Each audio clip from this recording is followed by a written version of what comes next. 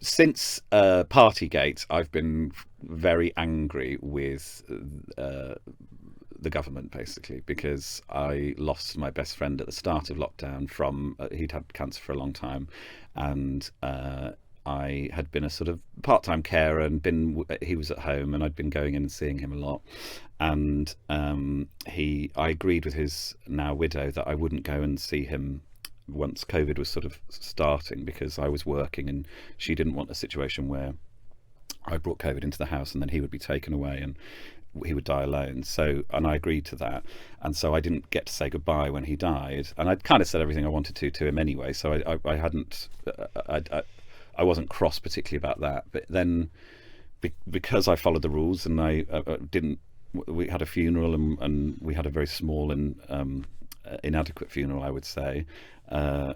We did everything properly, and then to find out that they didn't, and less that they didn't, because I understand the movement of government and there was so much going on and people make mistakes, I get that, but the consistent lying that they all did for each other and for Boris, I thought was disgraceful, really. I thought it was disgusting the way that they behaved in office. And they're all the same people. There's this idea that it's a new government. It's just chess pieces have been moved around, but they're all the same people.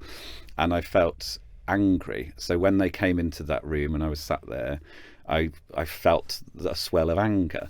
And when I get angry, I get silly. I don't shout. I get sort of like, how can I make this person look silly? And I'd sort of half planned to be sarcastic on it, but I hadn't really hadn't worked out any lines or anything. The Newsagents. This is a Global Player original podcast.